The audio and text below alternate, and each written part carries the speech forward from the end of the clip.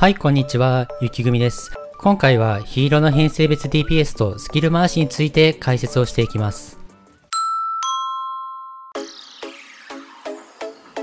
サボテンダメージでは旧編成と比較して 15% の DPS 上昇を記録できました。ジーク編成は重症込みの数値なので、ジーク編成とそれ以外の編成では、パーティープレイで他に重症を入れてくれる方がいる場合はもう少し差は縮まると思います。基本的に龍華とセット運用、そして裏でダメージを与えていくキャラクターなので、異能編成はかなりスコアが落ちてしまいました。また、アナベラ編成も龍華編成と比べてそれぞれ 15% から 20% ほど DPS が落ちてしまうという結果になりました。こちらはサボテンダメージの実測値をもとにヒーローボリションとそれ以外のボリションを入れ替えた際にどのくらいのパフォーマンスの差になるかをグラフにして可視化したものになります。厳密にはボリションの組み合わせによって多少パフォーマンスに誤差が出てくるため、大雑把な比較としてご覧ください。ジーク編成ではヒーローボリション、ジークボリションともにかなり良いパフォーマンスを発揮できました。セミール系列も妥協編成としてはかなり良いスコアを出せました。対象にジークの武器が炎武器とカウントされていない関係で、ランボリションはかなりパフォーマンスが落ちる結果となりました。こちらがサボテンダメージの実測値のグラフになります。一時停止して他の編成や引き予定のボリションなどと照らし合わせて比較してみてください。フィオナ編成ではジークボリションのパフォーマンスが下がり、ランボリションのパフォーマンスが上がる結果になりました。セミール系列は変わらず良いスコアを出せています。こちらがサボテンダメージの実測値のグラフになります。凸別のダメージでは、すべての凸で DPS が微増という結果になりました。どの凸においてもスキル回しや耐久性などに大きな変化があるわけではないので、予算の範囲内で凸をする感じでいいと思います。装備のステータスが低い方は、3凸の基礎攻撃力が上がる効果はもう少し貢献度が上がるかもしれません。龍華に関しては3凸の回復効果がないと耐久性はちょっと厳しいので、基本的に3凸はした方がいいと思います。それでは次に各編成のスキル回しを見ていきましょう。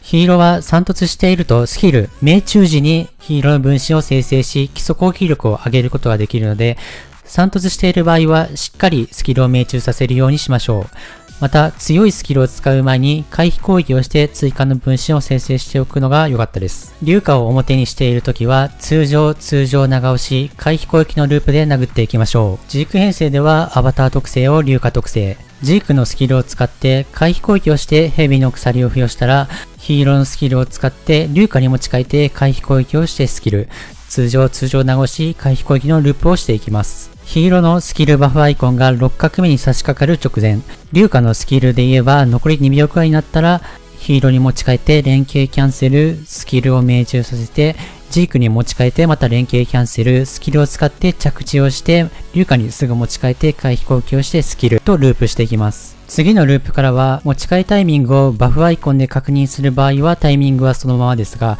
龍華のスキルの残り時間で言えば残り4秒ぐらいのタイミングになります。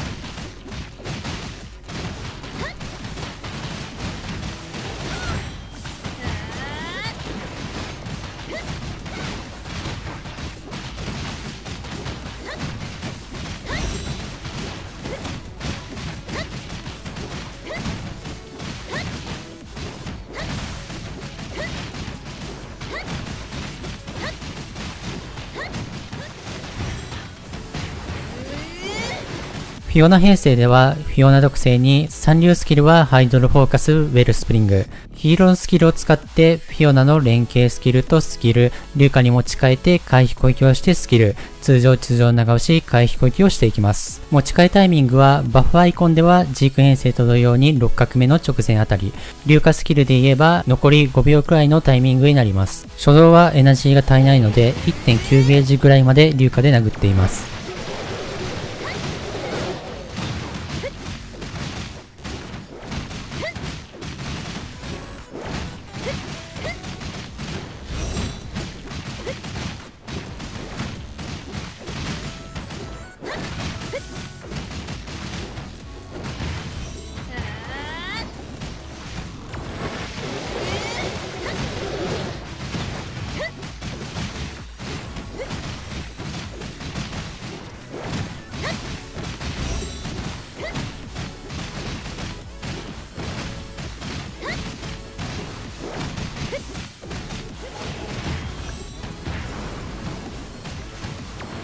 ラン編成ではヒーロー特性を使います。最初にヒーローで回避攻撃をして飾り羽を生成。スキルを命中させてまた回避攻撃をして分身を生成。そしてランの連携、スキル、硫化に持ち替えて回避攻撃とスキル、通常長押し回避攻撃をしていきます。この後はランの連携スキルをして、ヒーロー連携キャンセルして、スキルを命中させ、地上に降りて、硫化で回避攻撃スキルをループしていきます。持ち替えタイミングは、バフアイコンで言えば5画目に差し掛かったあたり、硫化スキルで言えば6秒あたりのタイミングです。初動はエナジーが足りないので、1.9 ゲージぐらいまで硫化で殴っています。